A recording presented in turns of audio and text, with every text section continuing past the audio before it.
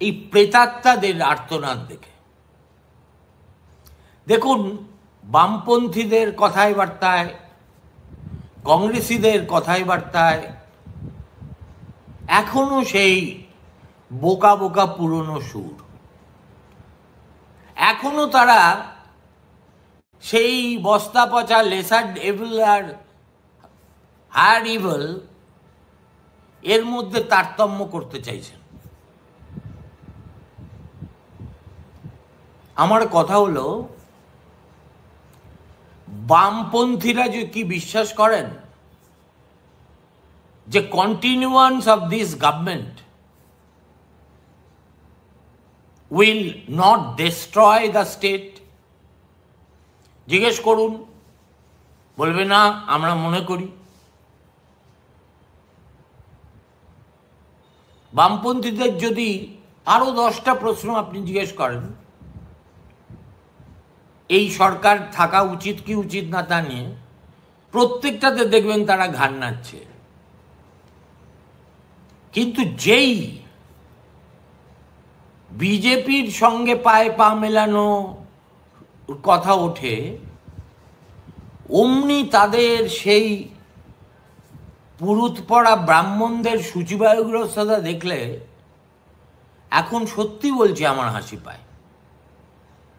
এবং এই সূচিবায়ুগ্রস্ততা ওই কমিউনিস্ট জেরেন্টোক্রাসি থাকলে থাকতে পারে, আমার আপত্তি নেই, কেননা তারা সেই সব সংস্কার নিয়েই দল করেছেন। আজকে বিমান বসুর মুখে অন্যরকম কিছু শোনা যাবে না, সূর্যকান্ত মিশ্রের মুখেও শোনা যাবে না। আর প্রকাশ কারাত, সীতারাম ইয়েচুরি এরা তো এক একজন লেনিন স্টালিনের বংশধর, এদের কথা আমি বলছি না। কিন্তু এই যে একটা ইয়াং ব্রিগেড, সিপিএম অনেকখানি তারা সামনের সারিতে নিয়ে আসতে পেরেছে, তাদেরও সবচেয়ে বড় সমস্যা হলো তারা তাদের দাদাদের, বাবাদের, কাকাদের, জ্যাঠাদের, দাদুদের কতগুলো বোকা বোকা হিস্টোরিক্যাল ব্যাগেজ এখনো কাঁধে করে বয়ে বেড়াতে চান। এবং সেই কারণেই একজন সৃজন ভট্টাচার্য যখন দেখি লালবাজারের সামনে ওই প্রবল বৃষ্টির মধ্যে ছাতা মাথায় দাঁড়িয়ে থাকতে থাকতে এই 27 তারিখের মিছিলটাকে আরএসএস এর মিছিল বলে দিলেন, এবং এটাও বলে দিলেন যে আরএসএস এর হাফ প্যান্টের সঙ্গে আমরা কখনো মিলব না, তখন মনে হলো যে when Mamata has such great friends in the left and the Congress, she does not need an enemy. দেখুন, বাংলা কথা হলো, আজকের পশ্চিমবঙ্গে সত্যি মমতা বন্দ্যোপাধ্যায়ের সরকার ক্ষমতাসীন হওয়ার পরে এই প্রথম একটা ইস্যুকে কেন্দ্র করে গোটা রাজ্যের জনমানুষ আন্দোলিত হয়ে গেছে। যে কোনো বুদ্ধিমান রাজনৈতিক দল যদি তারা রিয়েল পলিটিকে বিশ্বাস করে, তাহলে তারা তাদের স্ট্র্যাটেজি হবে একটাই, টু সিজ দ্য মোমেন্ট। এমন নয় যে সিপিএম অতীতে সে কাজ করেনি। যখন বিশ্বনাথ প্রতাপ সিং রাজীব গান্ধীকে চোর ঠাউরে দেশব্যাপী অভিযান করে প্রায় চোর বলে চিহ্নিত করে দিয়েছেন এবং কংগ্রেসকে ক্ষমতাচ্যুত করার একটা সম্ভাবনা দেখা দিয়েছে, তখন কিন্তু অটল বিহারী বাজপেয়ীর হাত ধরতে জ্যোতিবাবুর কোনো অসুবিধা হয়নি। এর আগে আডবাণীর গল্প আপনাদের বলেছি। এমার্জেন্সির সময় আরএসএস নেতৃত্বের সঙ্গে, জনসংঘের নেতৃত্বের সঙ্গে বামপন্থীদের নিয়মিত বৈঠক হয়নি? তাহলে you have to choose, if you have the ability to choose, যে what is the movement to সিজ।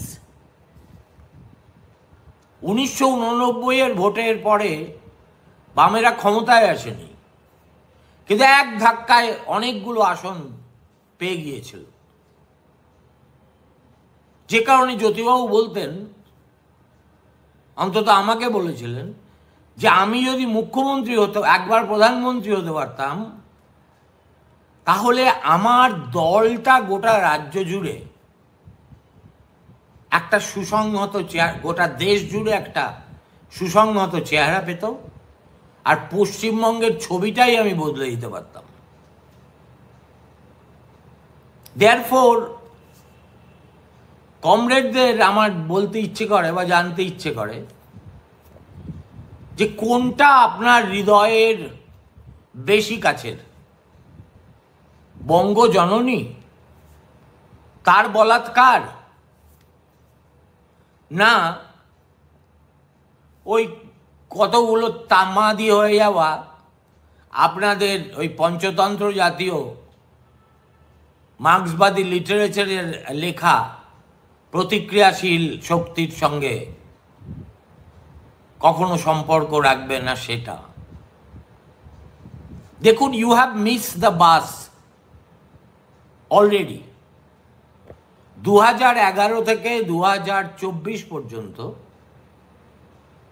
এতগুলো নির্বাচন হয়ে গেছে, এবং আপনাদের যেরকম ডিসমাল পারফরমেন্স, তাতে আমার মনে হচ্ছে যে কার্ল মার্কস রাষ্ট্র সম্পর্কে যে ভবিষ্যৎবাণী করেছিলেন, কিন্তু সেটা আদতে পৃথিবীর কোথাও মেলেনি, আপনাদের ক্ষেত্রে সেটা মিলতে চলেছে। মার্কস বলেছিলেন যে একটা সময় আসবে যখন দ্য স্টেট উইল উইদার হবে, রাষ্ট্র বলেই আর কোনো বস্তু থাকবে না। আমার মনে হয় সেই দিন সমাগত, যখন পশ্চিমবঙ্গেও আর বাম আর কমিউনিস্ট আর কংগ্রেস বলে কোনো সাইনবোর্ডগুলোও থাকবে না। আপনারা প্রথমে ঠিক করুন, আপনারা যে রাজ্যে রাজনীতি করেন, সেই রাজ্যের রাজনীতি, সেই রাজনীতির বাধ্যবাধকতা, শত্রু মিত্র চিহ্নিতকরণ, এইটা আপনাদের প্রাথমিক কাজ, না ভাবের ঘরে চুরি করে যাওয়া দিনের পর দিন, দিনের পর দিন, এটাই আপনাদের কাজ? দেখুন, আপনারা এই মিছিলে যোগ দিলে একটা সাংঘাতিক কিছু ভিড় হতো, এই কথা আমি বলছি না, কিন্তু এই যে আপনারা বারে বারে বারে বারে বারে বারে এ রাজ্যে বিরোধীদের বিভাজনটাকে মানুষের সামনে স্পষ্ট করে দেন, যখন দৃশ্যতই মানুষ সমস্ত বিরোধীদের ঐক্য চাইছে, তখন বোঝা যায় যে আপনারা আসলে গদ্দার। পশ্চিমবঙ্গ, বঙ্গ আমার, জননী আমার, ধাত্রী আমার, আমার দেশ, আপনারা বিশ্বাস করেন না। কেন গো মাতর মলিন বসন, কেন গো মাতর রুক্ষ কেশ, মায়ের জাকুচি হোক। আমাদের ঠাকুমা আছে না, জার্মানিতে জন্মেছিলেন, তারপরে রাশিয়াতে জন্মেছিলেন, ওই ঠাকুমার ঝুলি নিয়েই আমরা থেকে যাব। আর আপনারা সেই কাজটা করবেন বলেই 2026-এও আবার ওই 250টা সিট নিয়ে তৃণমূল নবান্নে ফিরবে। ফিরবে। তার কারণ আপনারা হাজার চেষ্টা করুন, সংখ্যালঘুদের মমতার থেকে বিচ্যুত করতে পারবেন না। হাজার চেষ্টা করুন, গ্রামের মহিলাদের একচেটিয়া সমর্থন মমতার দিক থেকে ফেরাতে পারবেন না। তাহলে জিতবেন কি নিয়ে? হাতে তো পেন্সিল ছাড়া, কাকেশ্বরের পেন্সিল ছাড়া আপনাদের কিছুই নেই। তো ঢাল নেই, তরোয়াল নেই। নিধিরাম সর্দারদের মুখে এত বড় বড় বুলি কপচানো না আর ভাল লাগছে না। আই থিঙ্ক এই পরিযায়ী শ্রমিকদের মতো আপনাদেরও উচিত কেরল ফেরালে গিয়ে সেখানে বিপ্লব সম্ভব হয় কিনা সেটা একবার পরীক্ষা করে দেখা।